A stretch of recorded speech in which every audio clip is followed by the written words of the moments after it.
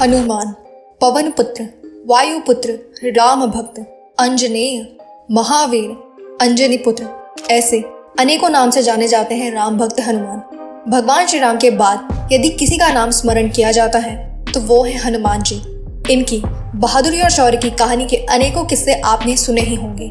हनुमान जी का अस्तित्व सालों साल के लिए है। वे हर युग में हैं। वे सतयुग में भी थे, वे रामायण काल में भी थे और महाभारत काल में भी थे।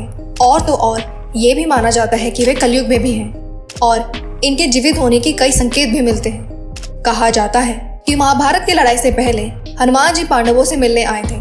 पौराणिक कथाओं के अनुसार हनुमान जी को अमरता का वरदान प्राप्त था। धार्मिक ग्रंथों की बात करें तो उनमें हमें हिंदू धर्म के भगवान के वापस स्वर्ग जाने का वर्णन मिलता है, लेकिन शेष रहते हैं हनुमान जी, जिनके मरने या वापस स्वर्ग में जाने की बात किसी भी ग्रंथ में देखने को नहीं मिलती है। इस बात को दोहराने की जरूरत नहीं है कि भगवान हनुमान अमर थे। कुछ महान लोगों ने उनके दर्शन करने की भी बात कही है, जिसमें ऋषि माधवाचार्य, तुलसीदास, स्वामी रामदास और राघवेंद्र स्वामी जैसे महापुरुष शामिल हैं। लोगों का ये मानना है कि हनुमान जी हर उस जगह पर मौजूद हैं जहां उनके भक्त उन्हें बुलाते हैं और हनुमान जी हर उस जगह आ जाते हैं जहां उन्हें सच्चे दिल से पुकारा जाता है। वहीं दुनिया भर में कई ऐसी जगह हैं जहां ऐसे पैरों के निशान बने हुए हैं जिन्हें देखकर पता चलता है कि कई ऐसे जीव मौजूद हैं जो आकार में बेहद विशाल हैं। दुनिया भर के कई अलग अलग देशों में इस तरह के विशालकाय पैरों के निशान काफी संख्या में पाए गए हैं और साइंटिस्ट का ये दावा है कि ये निशान किसी ऐसे जीव के हैं जिसका शरीर काफी विशाल रहा होगा। अमेरिका के कई लोगों ने काफी बार एक ऐसे विशालकाय जीव को घूमते हुए देखने की बात कही है जो आदिकालीन मानव और वानर की तरह दिखता है, जिसे वहाँ के लोग बिगफुट कहते हैं। ऐसा माना जाता है कि अमेरिका की माया सभ्यता भी एक मंकी नामक भगवान की पूजा करती थी। इसके अलावा चीन की दंत कथा में भी एक मंकी किंग का जिक्र मिलता है जो बहुत हद तक हमारे हनुमान जी से मिलते जुलते हैं। और ये सारे सबूत यही इशारा करते हैं कि हमारे हनुमान जी आज भी हमारी धरती पर मौजूद हैं। इस बात का प्रमाण हमें श्रीलंका में रह रहे एक आदिवासी कबीले से मिलता है। कहते हैं जब भगवान राम ने अपना मानव शरीर छोड़ दिया था तब हनुमान अयोध्या छोड़ भगवान श्री राम की याद में श्रीलंका के जंगलों में पिद्दुर पर्वत की तरफ चले गए, जहाँ जंगली आदिवासियों ने हनुमान जी की बहुत सेवा की।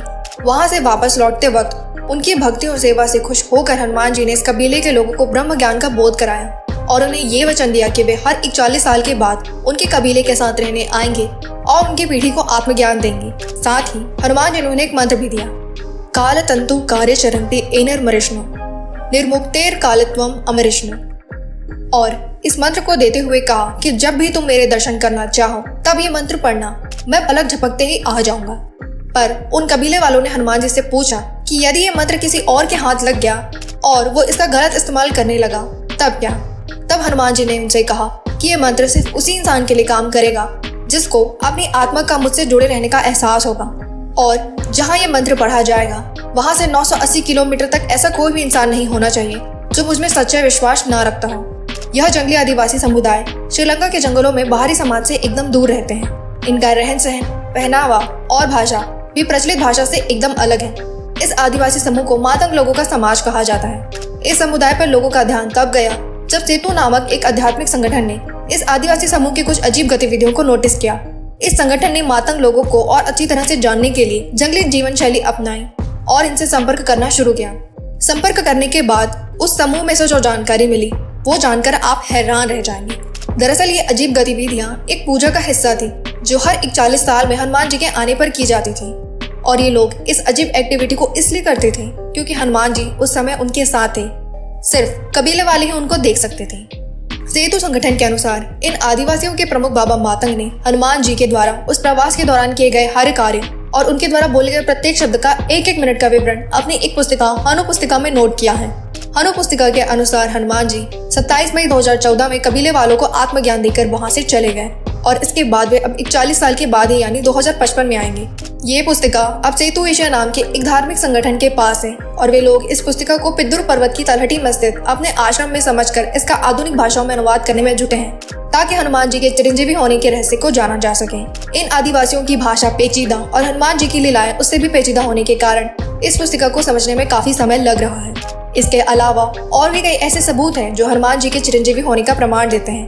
द्वापर युग में हनुमान जी का एक किस्सा काफी फेमस है जिसमें हनुमान जी ने भीम का घमंड तोड़ा था।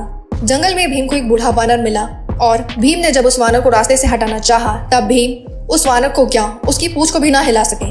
तब भीम को समझ आया कि ये कोई सामान्य वानर नहीं बल्कि हनुमान जी हैं, जो भीम का घमंड तोड़ने आए हैं। और कुरुक्षेत्र के युद्ध में हनुमान जी स्वयं अर्जुन के रथ के ऊपर ध्वज के रूप में विराजमान थे और पूरे युद्ध में उन्होंने भयानक से भयानक अस्त्र शस्त्र से अर्जुन के रथ की रक्षा की थी। इसके अलावा 14th सेंचुरी में स्वामी माधवाचार्य ने हनुमान जी के साक्षात दर्शन करने का दावा किया। स्वामी तुलसीदास जी ने भी ये कहा कि वह हनुमान जी ही थे जिन्होंने उनको रामचरितमानस लिखने के लिए प्रेरित किया था। और ऐसे ही कई किस्से हैं जिसमें हनुमान जी के जिंदा होने के सबूत मिले हैं। कई ऐसे ऋषि मुनि हैं जिन्होंने हनुमान जी के दर्शन का दावा किया है और तो और कई ऐसे इंसिडेंट्स भी हुए हैं जिसमें लोगों ने हनुमान जी को अपने आसपास फील किया है। तो ये थे कुछ ऐसे प्रमाण जिनसे हनुमान जी के चिरंजीवी होने का प्रमाण मिलता है। आई होप ये वीडियो आपने उतने ही भाव से सुनी होगी जितने भाव से आप राम भक्त हनुमान की पूजा करते हैं। तो आज के लिए इतना ही, मिलते हैं अगली वीडियो में अगली जानकारी के साथ। तब तक के लिए धन्यवाद और चैनल को सब्सक्राइब कीजिए, लाइक कीजिए और हाँ, शेयर करना ना भूलें ताकि और भी लोगों को हनुमान जी के अस्तित्व के बारे में पता चले। धन्यवाद।